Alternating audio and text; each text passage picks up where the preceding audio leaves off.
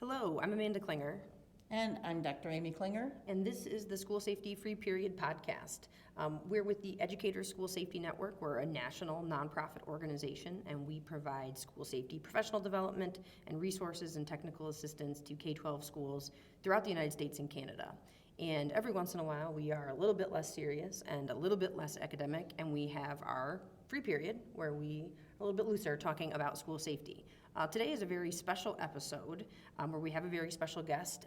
And so I will leave you with Dr. Klinger and with Dr. Michel Cazary.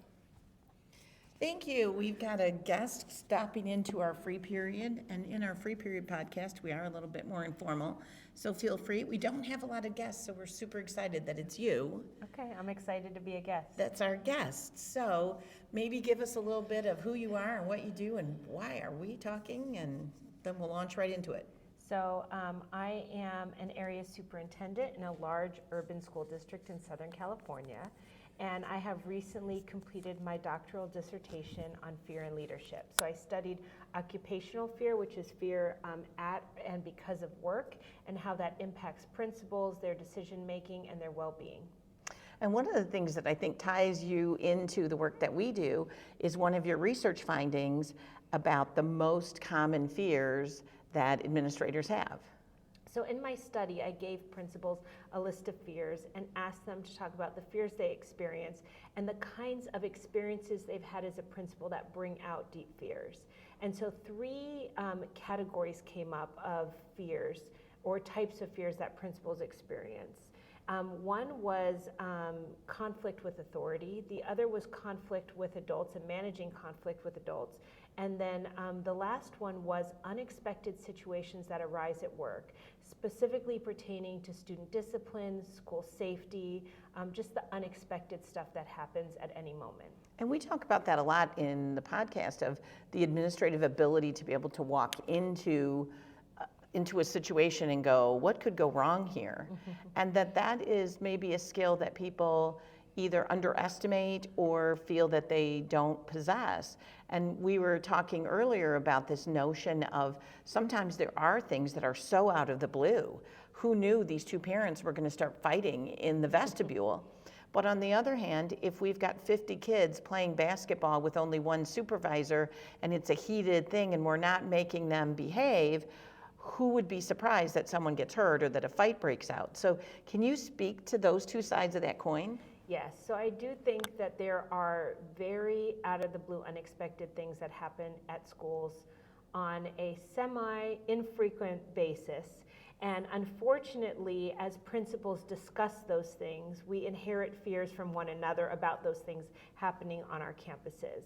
But that being said, being able to risk assess your campus at any given time is the greatest power that we have as principals. So as we walk around our campuses, we notice things all the time that need to be dealt with, supported. Maybe it's supervision, it could be a facilities issue, it could be a staffing issue, but if those things go unaddressed, those things aren't really surprising when we have those big situations that arise. So a big part of our job is seeing those things, forecasting those things. And we can't always lay it at the feet of, well, when you have 600 kids in a building, something's going to happen. We can't always use that as our kind of escape hatch, but yet you're finding that there is this high level of fear of, I mean, how would you articulate that? That fear is something's going to happen and I'm not going to know what to do. How would you articulate that? So I think there's an expectation that difficult things will happen. The fear has to do a lot with how a principal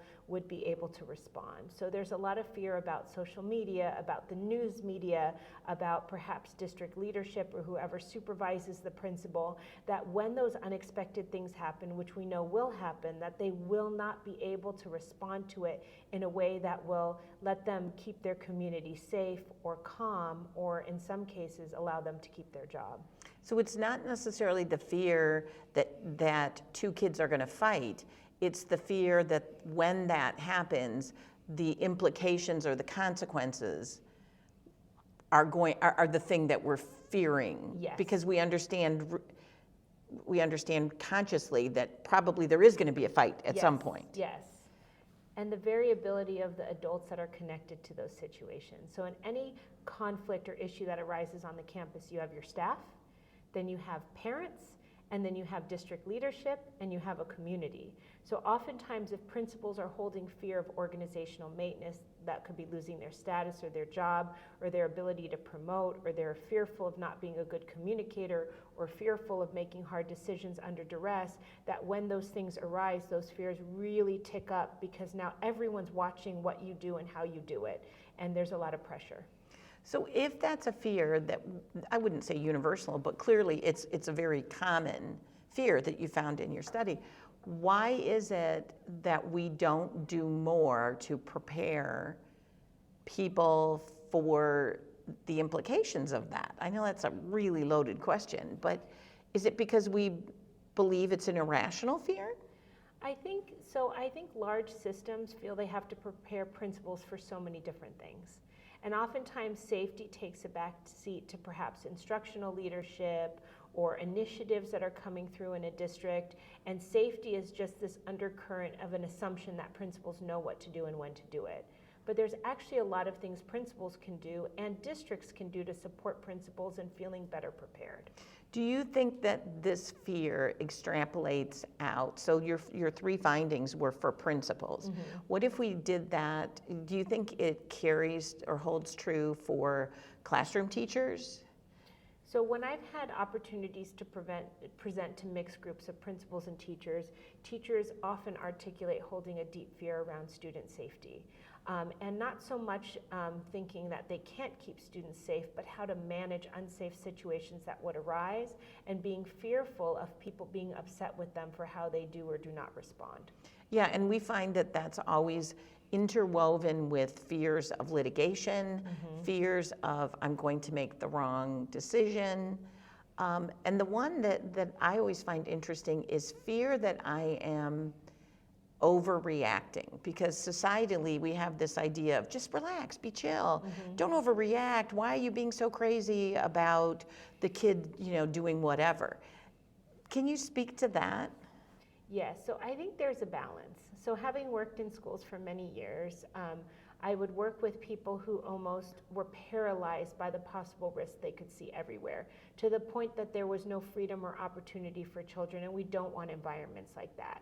But I've also seen people who are not tuned into very obvious risks right in front of them, and they leave themselves, their classrooms or their spaces liable to something really bad happening that could have been prevented. So I think there's a balance. The issue is the what if thinking, which we call it stinking thinking.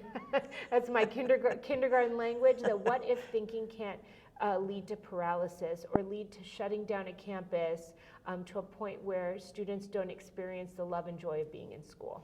Well, and isn't there also the tendency to elevate one fear over another? So rather than doing the thing that makes the most sense, we do the thing that addresses the fear. So I don't want to get in trouble with my principal, so I'm not going to do this thing, when reality would say that's exactly the thing I should be doing. So I think oftentimes when we have deep fears, we're driven by behavior patterns that try to make us feel better by avoiding that fear. So for example, if a teacher is very fearful of a parent that has been perhaps unkind or volatile, and something happens involving their child, that teacher may not contact the parent when they know they should, because their fear of that interaction with the parent takes over. In which case, doing what's right was replaced by doing what felt better in the moment for the educator. And that's problematic and does put the whole school and system in a compromised state. And we see that when you look at individuals of concern who eventually perpetrate violence, and you go back and go, why didn't anyone say anything? Why didn't anyone report this? Why didn't anyone make the family X, Y, and Z? And oftentimes when you pull that thread, that was a volatile, angry dynamic. I don't want to engage with that person, and so I'm essentially going to pass the lemon on to the next person, or pass this hot potato on to the next person to deal with.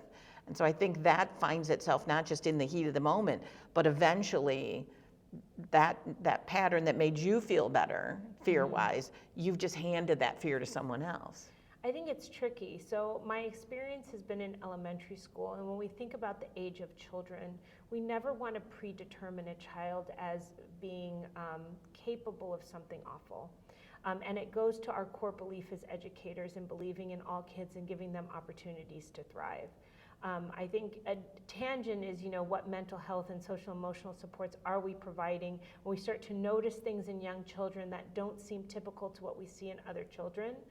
Because there are also issues of equity in how we perceive children and children's behavior and who's been a fit with school and who's not. But I do think we do sometimes avoid some of the difficulty or messiness of things because it's scary. In the moment, yes, for the long-term loss. Yes, absolutely. So last question is a curveball out of left field. So how is there any relationship with the societal trend that we talk about a lot of, for kids now, I'm talking more for young people, this idea that it used to be, oh, there's a problem, I need to move away from that because I fear that something might happen or whatever.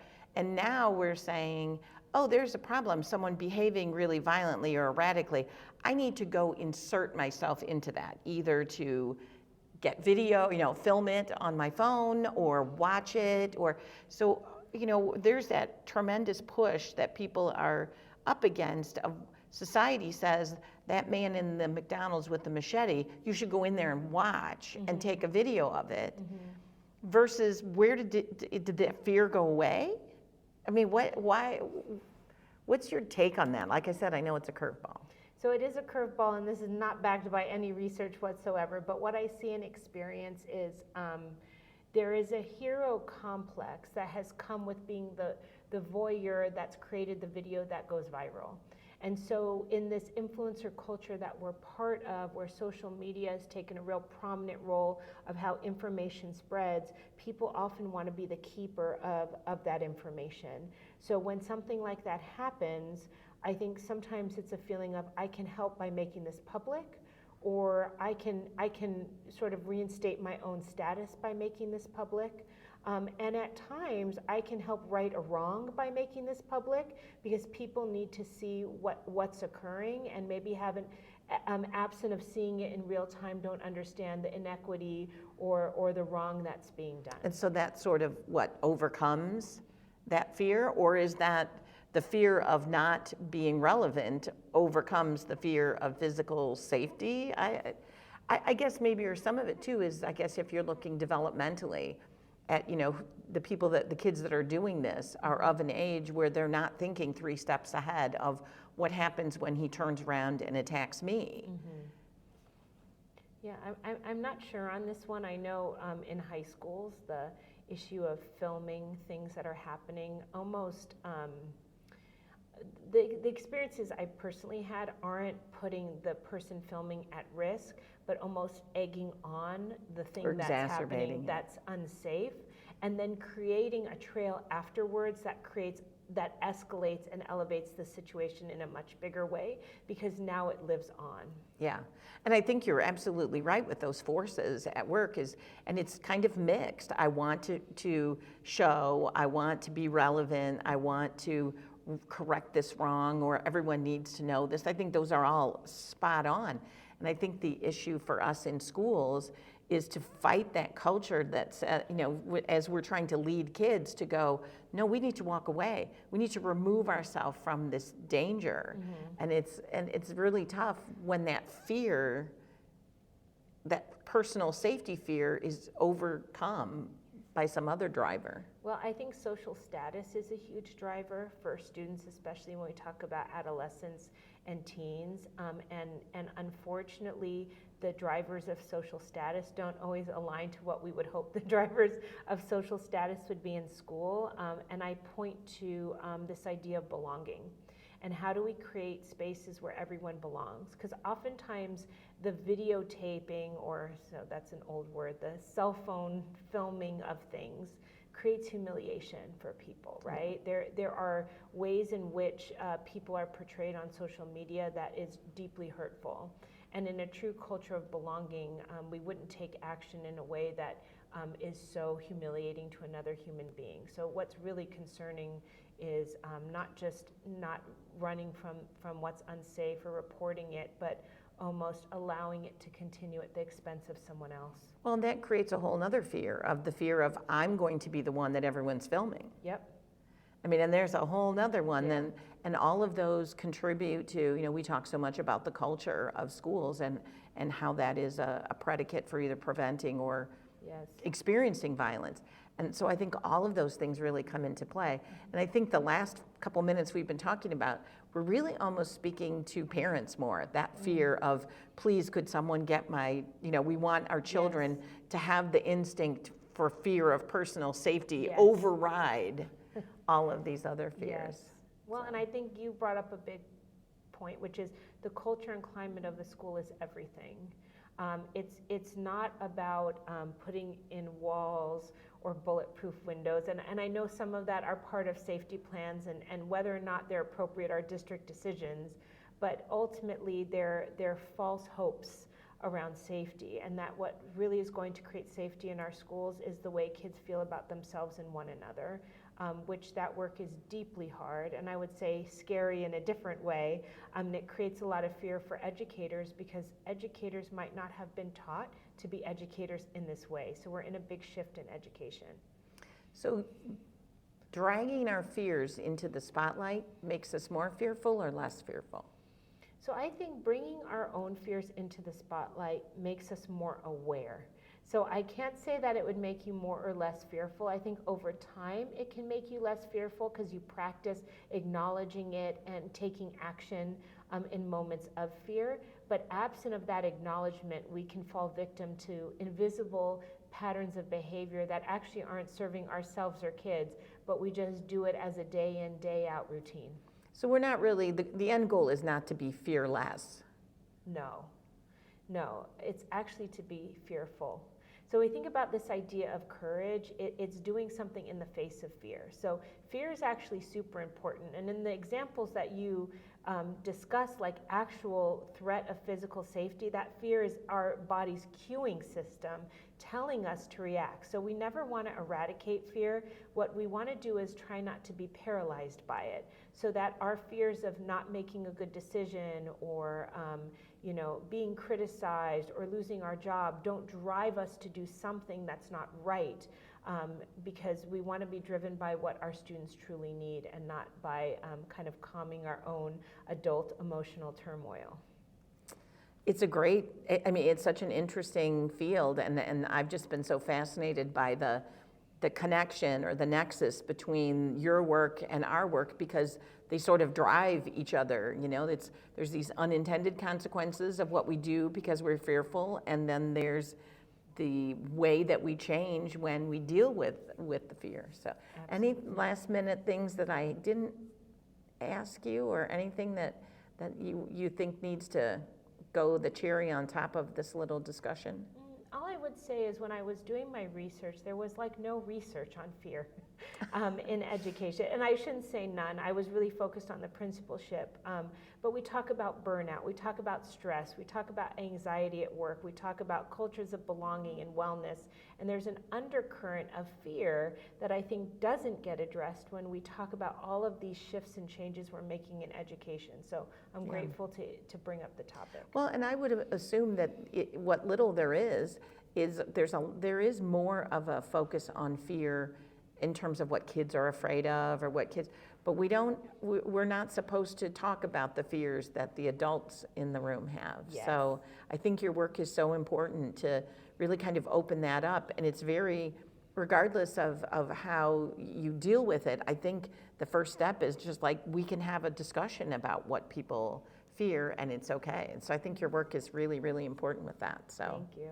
It's been wonderful to have you. So thank you so much for joining us today on our School Safety Free Period. You know where to find us at eschoolsafety.org. We've got lots of resources and information for you, and I'm pretty sure that our conversations about fear are just starting. So if you're interested in hearing more, stay tuned with us, and we'll see you next time.